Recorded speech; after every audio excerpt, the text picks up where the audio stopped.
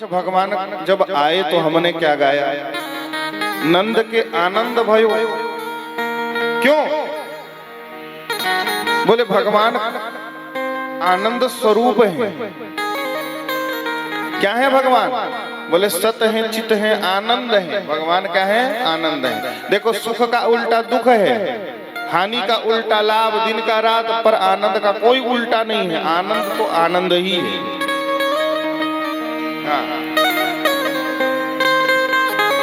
आनंद तो आनंद होता है, और वो आनंद सिंधु है। भगवान साक्षात आनंद है, और उनके आनंद का एक अंश हमें प्राप्त हो जाए तो क्या कहना। तो व्यक्ति यदि भगवान का भजन करेगा तो उसे भी आनंद प्राप्त होगा। वो भजनानंद बन जाएगा, भजनानंदी बन जाए, तो भजन से भी उसे आनंद मिलेगा। भगवान की कथा में सुख क्या मिलता है भैया? भगवान की कथा में आनंद मिलता है। वाक गदगदा द्रवते यस्य चित्तम। भगवान का नाम सुनते ही जिसके रोए खड़े हो जाए, जिसके नेत्रों में अश्रु आ जाए, जिसकी वाणी अवरुद्ध हो जाए, कंठ से कुछ बात ना निकले, कभी हंसे कभी रोए कभी नृत्य करे, मद भक्ति युक्तो भुवनम पुनाति। ऐसा मेरी भक्ति से युक्त मेरा भक्त त्रिभुवन को पवित्र करता है। हाँ, श्री चैतन्य महाप्रभु को कौन नहीं जानता। और संकीर्तन श्री चैतन्य महाप्रभु का देखें तो ऐसा संकीर्तन करते करते यदि किसी पर दृष्टिपात मात्र कर देते थे तो वो भी नाच उठता था, नाच कर भगवान नाम लेने लगता। किसी यमन के ऊपर भी यदि दृष्टिपात कर देते थे, किसी विधर्मी के ऊपर भी दृष्टिपात कर देते थे, तो देखो उसका यह परिणाम होता था, वो भी आनंद में भरकर हरिनाम लेने लगता था, भाव विभोर हो जाता था, देह की दशा का उसे भान नहीं रहता था। ये आनंद की अवस्था है। ईमानदारी से कहूं तो भगवान की कथा में बैठकर भगवान के चरणों में 2 बूंद आंसू के गिराने का जो आनंद है, वह आनंद, वह सुख तो स्वर्ग में भी नहीं है।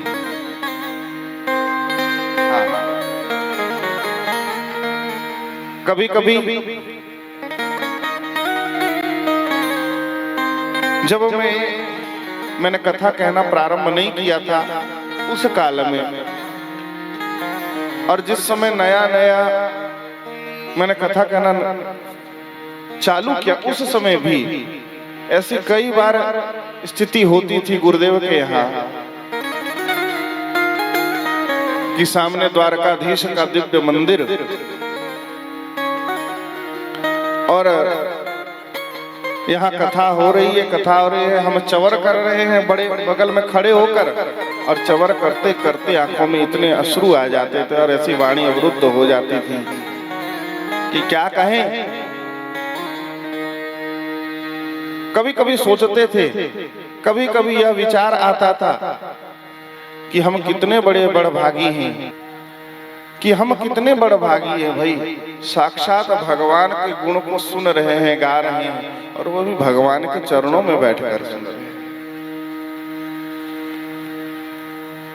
तो ये बात होती है भक्ति,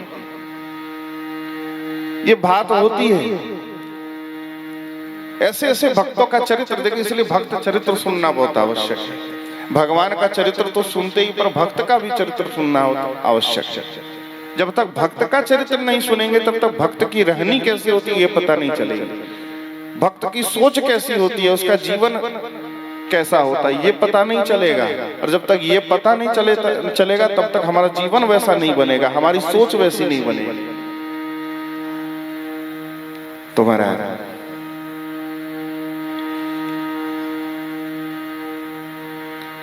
यहाँ पर तो आनंद हो रहा है क्योंकि आनंद सिंधु ब्रजेंद्र नंदन के रूप में प्रकट हो रहे हैं। भगवान प्रकट हुए, और जब भगवान प्रकट हुए सूर्य नारायण ने श्री रामावतार में 1 महीने का दिन बना लिया था। 1 महीने तक कहीं पर गए ही नहीं। चंद्रमा को बहुत दुख हुआ। चंद्रमा ने कहा, भगवान के दर्शन करने का सौभाग्य मुझे कैसे प्राप्त होगा? भगवान श्री राम ने कहा, चिंता मत करो, इस जन्म में मेरा नाम रामचंद्र रहेगा, तुम्हारे साथ ही जुड़ा रहेगा। और अगली बार जब मैं आऊंगा तो सूर्य ने 1 महीने का दिन बनाया। जब मैं अगली बार कृष्ण के रूप में प्रकट होऊंगा, तुम 6 महीने की रात बना। और 6 महीने की रात्रि एक रात्रि में आकर सिमट गई। जब भगवान प्रकट हो गए, चंद्रमा, श्री राम प्रकट हुए सूर्य वंश में, श्री कृष्ण प्रकट हुए चंद्र वंश में। चंद्रमा के आनंद का ठिकाना नहीं, बहुत आनंदित हुए चंद्रमा। हाँ,